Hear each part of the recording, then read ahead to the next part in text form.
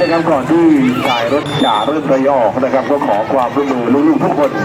นะครับสายรถทุกสายและก็คุณครูทุกท่านนะครับเราร่วมกันอ่านด้วยนะครับเพื่อความบริกัตในการเดินทางกลับบ้านของพวกเราในวันนี้ด้วยอินชาอัลลอฮ์นะครับบิสมิลลาฮิรเราะห์มานิรเราะฮีม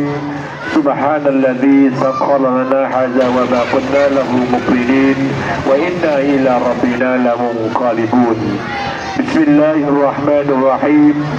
سبحان الذي سخر لنا هذا وما كنا له مقرنين وإنا إلى ربنا لمنقلبون آمين นะครับก็ขอให้ลูกๆทุกคนนะครับแล้วก็สายรถทุกสาย